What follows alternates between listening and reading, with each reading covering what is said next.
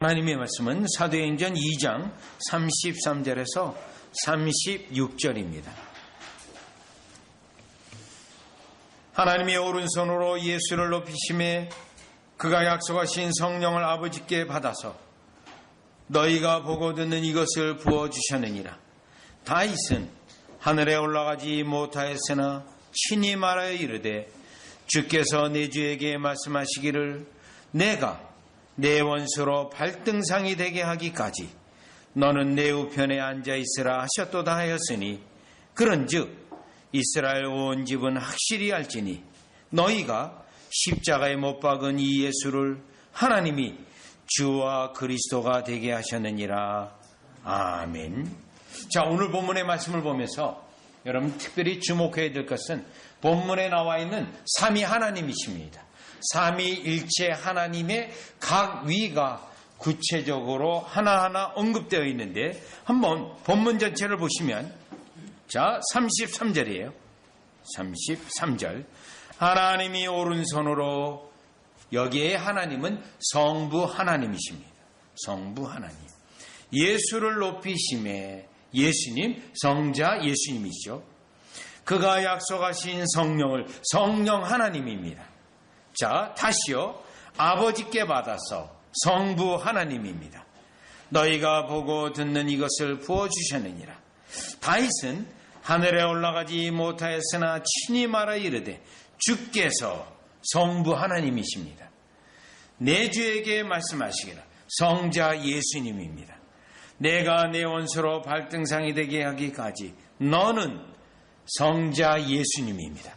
내 우편에 앉아있으라. 여기에 내 성부 하나님이십니다. 내 우편, 성부 하나님의 우편 하였으니 그런즉 이스라엘 온 집은 확실히 알지니 너희가 십자가에 못 박은 이 예수를 성자 예수님입니다.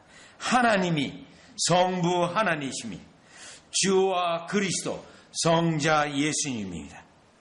되게 하셨느니라 하니라. 여러분 33절에서 36절 지극히 짧은 본문이에요. 그런데 계속 반복되어지고 있는 말씀은 성부 하나님, 성자 예수님, 성령 하나님을 말씀하고 있습니다. 자, 베드로의 설교입니다. 사실 성경 전체는 성부 하나님, 성자 예수님, 성령 하나님에 대한 말씀이요, 속성에 대한 기록이요, 하신 일에 대한 기록이 성경의 내용입니다. 따라서 우리가 성경을 볼 때 가장 먼저 성부 하나님, 성자 예수님, 성령 하나님 중심으로 성경을 보아야 됩니다. 특별히 성경을 읽을 때 사람 중심으로 읽으시면 안 됩니다. 사람 중심으로 인물 설교도 안 됩니다. 왜요? 성경은 위인전이 아닙니다. 또 물론 사람들이 있어요. 인물들이 나옵니다.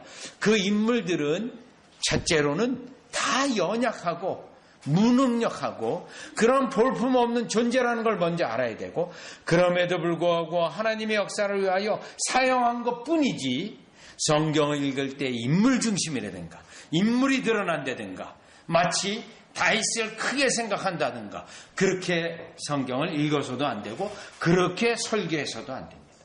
성경은 오직 성부 하나님, 성자 예수님, 성령 하나님의 역사이기 때문에 이 삼위일체 중심적으로 성경을 읽어야 되고 또 설교자는 그렇게 설교해야 됩니다.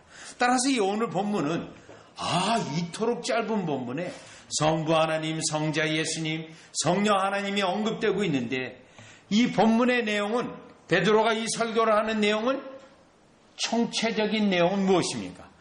성부 하나님이 성자 예수님을 부활시켜서 등극하게 해서 하나님 보좌 우편에 있게 하여서 그가 모든 권세를 가지고 주와 그리스도가 되게 하셔서 지금 현재 통치하고 계시는 예수님이라는 내용이 핵심 포인트고 지금 오순절에 성령을 보여주신 이 사건은 바로 성자 예수님이 성부 하나님으로부터 받아서 지금 성령님을 주셨다라는 것입니다. 그래서 오늘 이 2장 33절에서 36절은 예수님이 등극하셔서 무슨 일을 하고 계시는가를 설교하는 베드로의 설교의 내용입니다. 자, 그럼 이 설교의 내용은 지금 현재 2024년 7월에 있는 우리가 똑같은 내용이에요. 왜요? 지금 현재 예수님은 하나님 보좌 우편에서 우리를 통치하시고 우리를 다스리고 계시는데 그 예수님은 과연 우리를 어떻게 통치하시고 어떻게 다스리는가 하는 내용이 오늘 이 베드로의 설교의 내용에 다 있다라는 것입니다. 자, 그러면 첫 번째로 33절입니다. 첫 번째 깨달아 볼 수 있는 건 33절인데 하나님이 오른손으로 예수를 높이심에 그가 약속하신 성령을 아버지께 받아서 너희가 보고 듣는 이것을 부어주셨느니라. 자, 예수님이 하나님 보좌 우편에 등극했습니다. 그리고 예수님이 첫 번째 하신 일이 무엇인가? 성령을 부어주셨다라는 것입니다. 지금도요, 하늘 보좌 우편에 예수님은 이와 같이 택한 백성에게 구원이 일어나도록 성령을 보내주세요. 그래서 그 성령의 역사로 말미암아 구원의 은혜가 일어나게 하는, 실제로 일어나게 하는 일을 하신다는 겁니다. 그런데 예수님이 등극하셔서 이 성령을 보내신다고 하는 것은 사실 예수님의 공생애 가운데 설교하심을 통해서 다 말씀하신 내용이에요. 특별히 요한복음 14장, 15장, 16장은 예수님이 성령을 보내주신다는 내용이에요. 성령을. 그러면 예수님이 왜 성령을 보내시는가? 예수님이 등극하셔서 성령을 보내신 첫 번째 일은 무슨 의미가 있냐면, 여러분 다 같이 요한복음을 한번 가보겠습니다. 요한복음은 성부, 성자, 성령 하나님의 사역에 대하여 아주 중요한 복음서입니다. 그래서 요한복음 14장 16절, 26절을 보겠어요. 먼저 14장, 15장, 16장을 보려고 그래요. 자, 예수님이 등극하셔서 성령을 가장 먼저 보내셨는데 왜 보내셨는가? 그것은 예수님의 이 땅에 계실 때 말씀하신 내용이 있어요. 16절이요. 내가 아버지께 구하겠으니 그가 또 다른 보혜사를 너희에게 주사 영원토록 너희와 함께 있게 하리니. 자, 성령을 보내십니다. 왜 보내시죠? 여러분에게요. 보혜사. 보혜사는 뭐죠? 여러분을 돕는 자입니다. 여러분을 도우시는 분. 그런데 여기 이제 또 다른 보혜사라고 돼 있어요. 그러면 이 보혜사가 두 분이 되는 거예요. 예수 그리스도가 보혜사고, 그리고 성령님이 또 다른 보혜사입니다. 그러면 최소한 예수님이 지금 등극하셔서 여러분들을 통치하시고 다스리시며 보호하시는 보혜사인 동시에 성령을 보내셔서 더 확실하게 우리를 보호하시고 인도하시고 지키신다는 거예요. 그럼 26절 가보세요. 26절. 보혜사 그 아버지께서 내 이름으로 보내실 성령, 그가 너희에게 모든 것을 가르치고 내가 너희에게 말한 모든 것을 생각나게 하리라. 그럼 14장 26절 모든 것을 가르치고 생각나게 한다라고 돼 있어요. 자, 이 부분은 요한일서 2장 20절하고 26절하게 또 나와 있어요. 그 본문에 뭘 말하는 거죠? 성령님을 보내셔서 구원에 필요한 모든 지식을 알게 하신다는 거예요. 여기에서 성령님이 하시는 일은 여러분과 저가 구원에 관련된 교리를 다 알게 하시고 구원의 지혜가 있게 하시고 어떠한 과정을 통하여 예수 그리스도를 믿게 되는 그 모든 이해력과 지식을 주시는 분이 성령 하나님이시라는 거예요. 그래서 예수님은 등극하셔서 성령을 보내신 거예요. 그러면 15장 26절이요.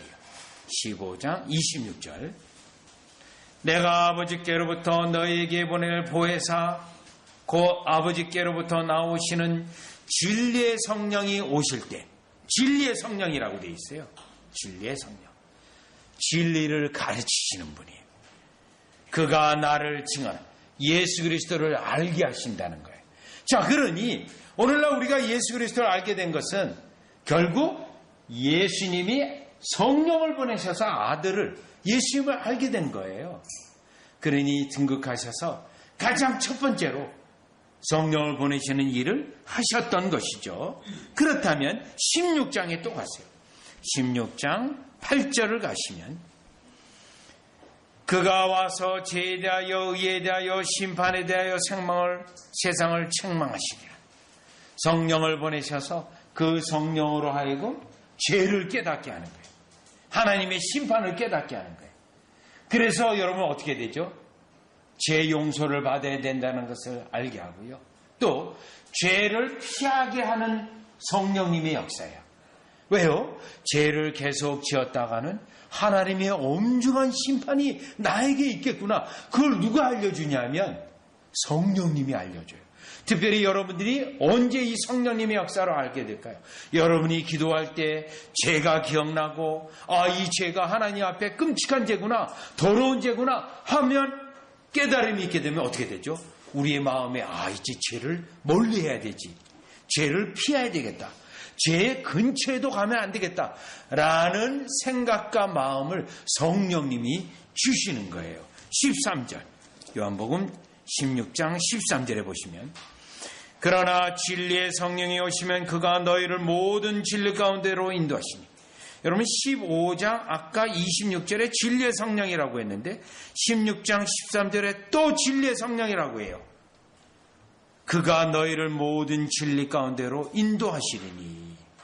그가 스스로 말하지 않고 성령님 자의적으로 말하지 않아요. 오직 들은 것을 말하며 장래일을 너에게 알리시리라. 장래일도 알게 돼. 그래서 여러분 성령에 충만하게 되면요, 나에게 일어날 미래의 일도 기도 가운데 깨달을 수 있어요. 하나님이 나에 대한 계획이 이렇구나.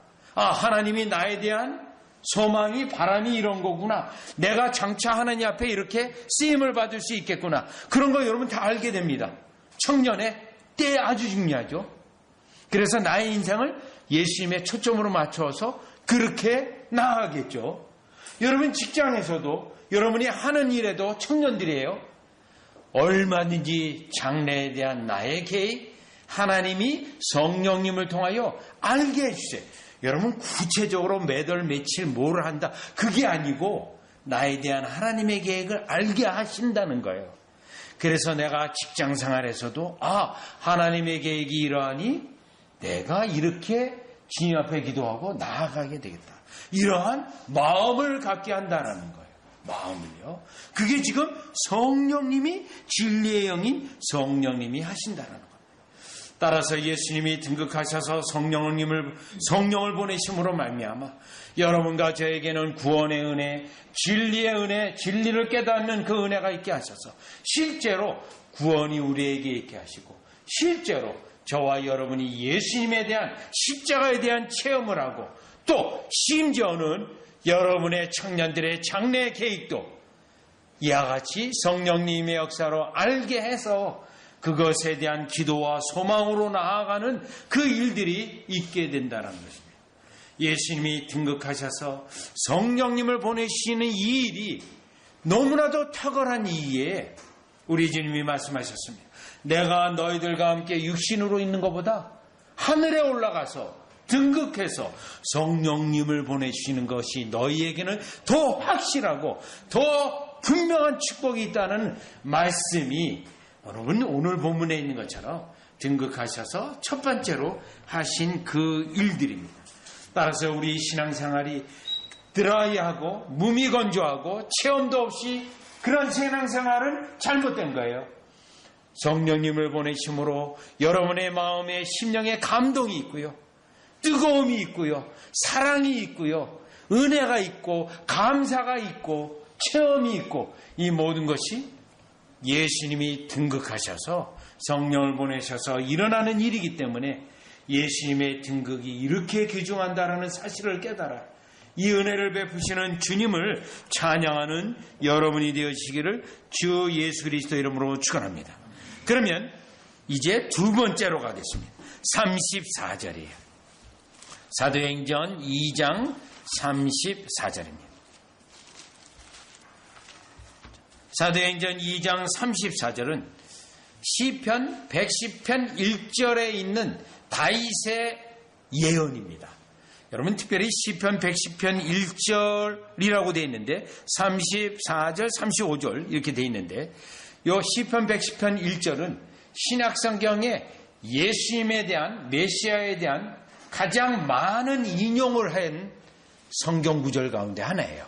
시편 110편 1절 보시죠. 다윗은 하늘에 올라가지 못하였으나 하늘에 올라가지 못했어요. 그런데 친히 말하여 이르되 어떻게 이 말을 할 수 있죠? 내용은 뭐죠? 예수님이 하나님 보좌 우편에 등극하신다는 거예요. 그런데 다윗이 지금 하늘에 올라가서 보고 온 게 아니에요. 올라가서 한 게 아니에요. 그럼 어떻게 한 거죠? 31절 미리 본고로 그리스도의 부활을 말하되 다윗은 선지자예요. 미리 보았어요. 하늘에 올라간 것은 아니고 미리 본 겁니다. 무엇을 보았나요? 다시 34절 주께서 내 주에게 말씀하시기를 35절 내가 내 원수로 발등상이 되게 하기까지 너는 내 우편에 앉아 있으라 하셨도다. 무엇을 보았나요? 하나님 보좌 우편에 앉은 것을 봅니다. 여기에 있는 하나님은 성부 하나님이에요. 그러면 성부 하나님 옆에 물리적으로 있다는 거 아니에요. 이 말씀은 내 보좌 우편이라는 것은 하나님이 가지고 있는 모든 권세, 능력, 그것을 아들에게 주었다는 거예요. 아들에게. 권세, 능력, 영광을 아들에게 주었다는. 누구요? 어떤 아들이에요? 부활하여 하늘에 승천하여 그 권세를 아버지로부터 다 받은 겁니다. 그래서 우리는 이 말씀을 예수님의 등극이라는 말을 씁니다. 등극, 보좌에 앉았다 이거예요. 여러분 과거에 중세시대라든가 왕의 이 시대를 보면 이 왕이 될 때 등극한다 그러잖아요. 그 권세 보좌 앞에 딱 앉아서 앉는 거잖아요. 예수님이 바로 그렇게 되었다는 거예요. 등극. 왕이 되었다라는 뜻이기도 합니다. 그러면 이 보좌 우편에 앉아서 모든 권세와 능력을 갖는 이 말씀은 마태복음 28장, 마태복음 28장은 마태복음의 마지막 본문이죠. 18절을 보시면 이 말씀이 하나님 보좌 우편에 앉으셨다, 등극했다, 왕의 권세 보좌에 앉으셨다. 이게 무엇을 의미하는지 18절로 보면 알 수 있습니다. 마태복음 28장 18절이에요. 여러분 마태복음 28장 18절에 보시면 그 앞에 17절로부터 보시면 예수를 배웠고 경배하나 요거예요. 예수를 뵙고 경배한다는 것은 예수님이 하나님이라는 사실을 알았다는 거예요. 이제 왜요? 경배는 오직 하나님께만 드려요. 사람에게 할 수 없어요. 자, 그렇기 때문에 18절 예수께서 나와 말씀하여 이르시되 경배한 것에 대하여 제자들에게 말하는 거예요. 하늘과 땅의 모든 권세를 내게 주셨으니 요겁니다. 이것을 등극이라고 말하는 거예요. 하나님 보좌 우편에 보좌에 앉으심을 통하여 성부 하나님이 하늘과 땅의 모든 권세를 내게 주었다. 왕이 되었다라는 거예요. 주가 되었다라는 거예요. 여러분 이 왕이 되었다, 주가 되었다라고 하는 것은 에베소서 1장을 다시 한번 가보겠어요. 에베소서 1장 20절 23절을 보면 하나님 보좌 우편에 등극하셨다. 왜 이 중요하냐면 20절이에요. 그의 능력이 그리스도 안에서 역사하사 죽은 자들 가운데 다시 살리시고 하늘에서 자기의 오른편에 앉으셨다. 요거요. 하늘에서 자기 오른편에 앉혔다. 그러면 앉혀서 뭘 하는 거죠? 21절. 모든 통치와 권세와 능력과 주권과 이 세상뿐 아니라 오는 세상에 일컫는 모든 이름 위에 뛰어나게 하시고 예수님이 모든 통치 권세 가지고 계세요. 능력과 주권을 가지고 계세요. 예수님이요. 등극하셔서 지금 현재요. 지금 현재 모든 통치, 관세, 능력, 주권. 그러면 여러분, 이 세상에서 지금 가장 강력한 정권을 가지고 있는 그런 나라와 그러한 대통령이 있을 것입니다. 여러분, 그런 것과는 도무지 비교할 수 없는 통치와 관세와 영광과 능력이에요. 어느 정도 뛰어나냐면 22절이요. 또 만물을 그의 발 아래 복종하게 하시고 그를 만물이 그의 머리로 삼으시고 그의 머리가 되시는 겁니다. 교회는 그의 몸이니 만물 안에 만물을 충만하게 하시는 이에 충만. 모든 만물을 통치하시고 다스리고 교회를 다스리시는 분이다. 무엇을 통해서요? 부활과 예수님의 등극을 통해서 모든 권세를 아버지로부터 받았다는 겁니다. 그것을 하나님 보좌 우편에 앉혔다라고 하시는 말씀인데, 자, 지금 현재 예수님이 왕으로서, 왕 중의 왕으로서 모든 권세를 가지고 이 세상에 일어나는 모든 일을 주장하시고, 모든 일을 주장하실 뿐만 아니라 가장 중요한 건 뭐죠? 그 가운데서도 특별히 교회를 통치하시고 다스리고 주관하신다는 이 말씀은 다른 말로 무엇입니까? 교회 속에 있는 여러분들을 다스리시고 통치하시고 축복하시고 보호하시고 지키시고요. 왜요? 그리스도가 왕이시기 때문에, 등극하셔서 왕이 되셨기 때문에 이 일을 지금도 하고 계시다라는 것입니다. 그렇다면 여러분, 우리의 신앙생활은 항상 지금 등극하셔서 왕이신 그리스도를 여러분이 항상 기억해야 됩니다. 여러분, 과거 종교개혁 당시는 무슨 논쟁이 있었냐면, 로마 카톨릭 교회 가면 십자가가 있고 그 십자가가 바로 걸려 있어요. 로마 카톨릭에서는. 그런데 개혁교회는 사실 십자가도 없고, 개신교회는 십자가가 있지만 거기에 아무것도 없어요. 예수님이 달려있지 않아요. 여러분, 이것 때문에 논쟁이 붙었어요. 로마 카톨릭에서 논쟁을 붙었는데 어떻게 붙었냐면, 로마 카톨릭에 미사를 드려요. 그리고 예수님의 몸입니다 하고 사제가 절을 해요. 무엇이죠? 하늘에 있는 예수님을 다시 끌어다가 그 미사를 통해 죽이고 그 몸을 먹는 게 미사예요. 미사는 희생이라는 거예요. 그래서 지금 현재 십자가 위에 달려있는 걸 강조하는 거예요. 지금 십자가에 죽여서 다시 그 몸을 먹는 거거든요. 그러니 개혁자들은, 아니, 지금 예수님의 하나님 보좌 우편에 계시는데 어떻게 지금 이 십자가 있느냐? 그래서 반대한 거고 논쟁이 일어난 거예요. 저와 여러분은 지금 예수님이 어디 계신가? 하나님 보좌 우편에서 통치하시는 예수님. 그래서 여러분, 십자가가 없는 거예요. 아무것도 없어요. 왜요? 하나님 보좌 우편에서 우리를 직접 다스리시고 통치하시고 여러분들을 보호하시는 일을 하고 계시기 때문입니다. 그러면 여러분, 이 본문을 보면 문제는 뭐죠? 예수님을 믿는다고 하면서 예수님을 왕으로 섬기지 않는 자들이 문제가 되겠죠.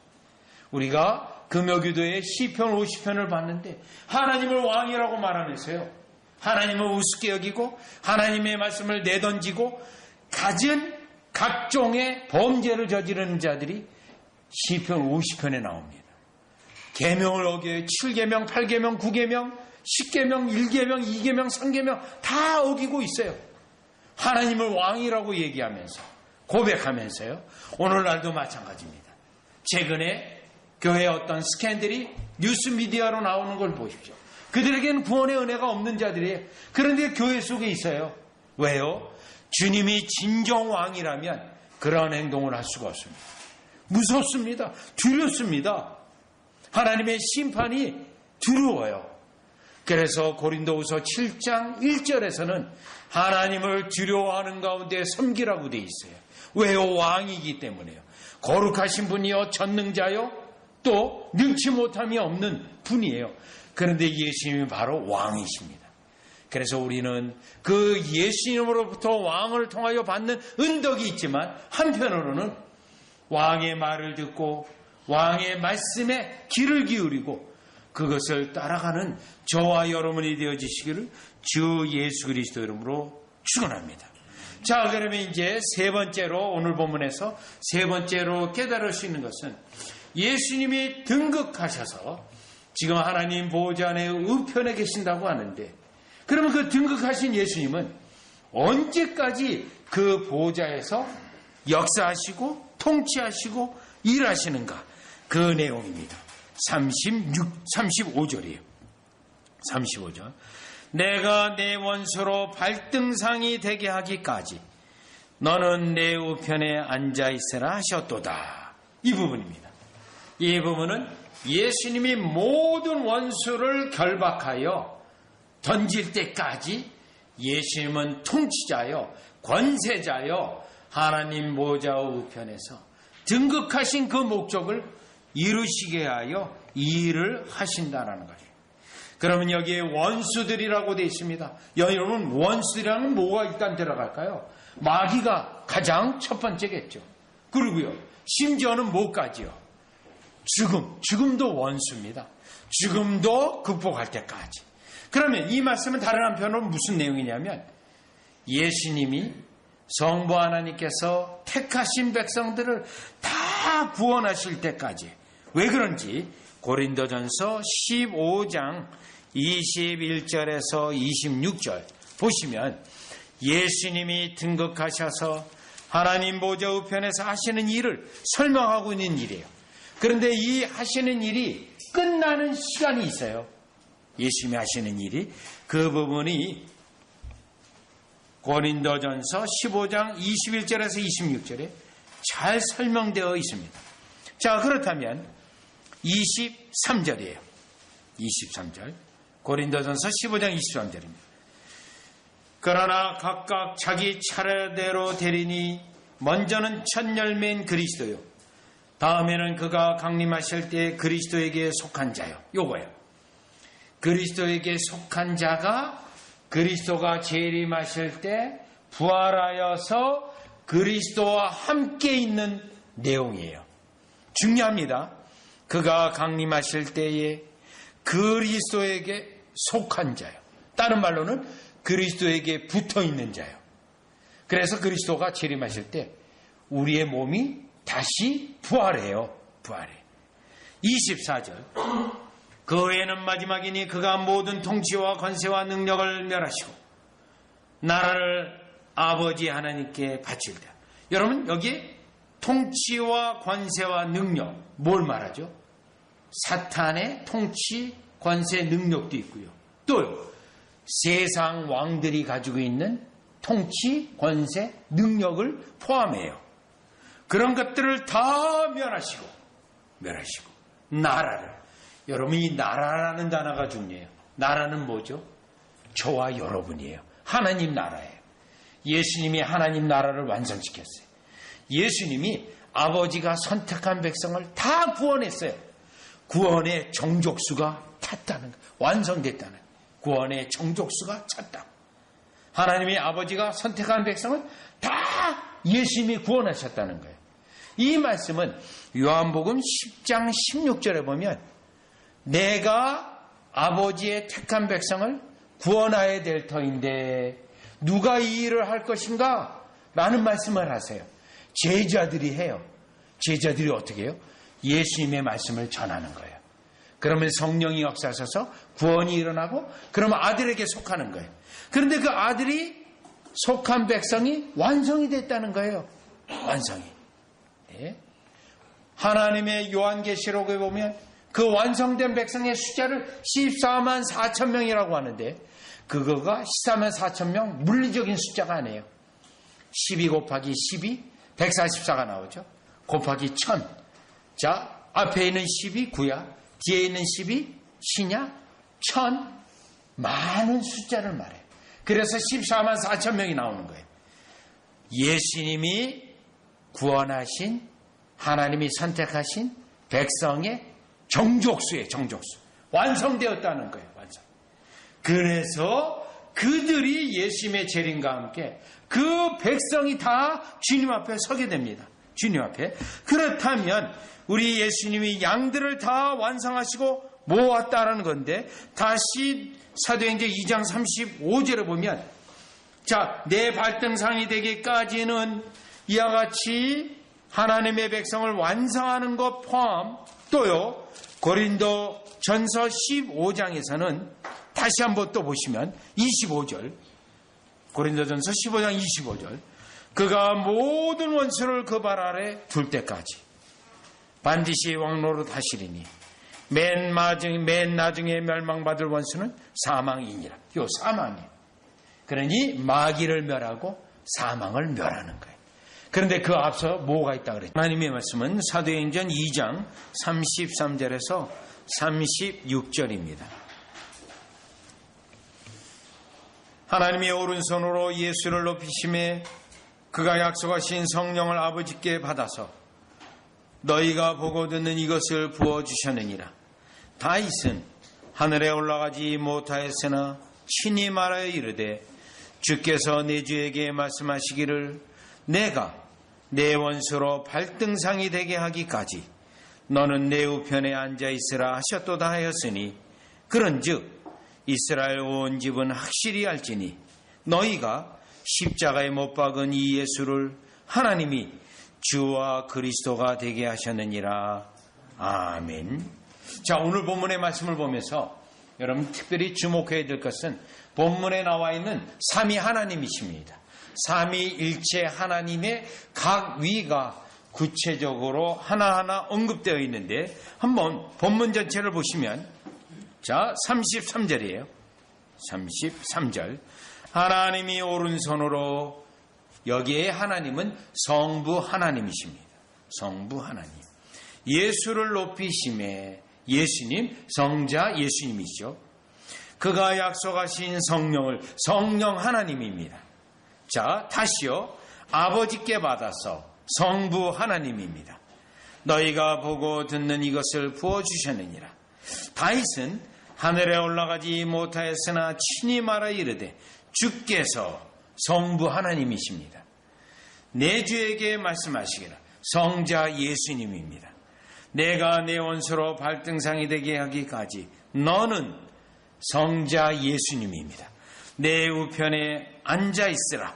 여기에 내 성부 하나님이십니다. 내 우편, 성부 하나님의 우편 하였으니 그런즉 이스라엘 온 집은 확실히 알지니 너희가 십자가에 못 박은 이 예수를 성자 예수님입니다. 하나님이 성부 하나님이십니다. 주와 그리스도 성자 예수님입니다. 되게 하셨느니라 하니라. 여러분 33절에서 36절 지극히 짧은 본문이에요. 그런데 계속 반복되어지고 있는 말씀은 성부 하나님, 성자 예수님, 성령 하나님을 말씀하고 있습니다. 자, 베드로의 설교입니다. 사실 성경 전체는 성부 하나님, 성자 예수님, 성령 하나님에 대한 말씀이요, 속성에 대한 기록이요, 하신 일에 대한 기록이 성경의 내용입니다. 따라서 우리가 성경을 볼 때 가장 먼저 성부 하나님, 성자 예수님, 성령 하나님 중심으로 성경을 보아야 됩니다. 특별히 성경을 읽을 때 사람 중심으로 읽으시면 안 됩니다. 사람 중심으로 인물 설교도 안 됩니다. 왜요? 성경은 위인전이 아닙니다. 또 물론 사람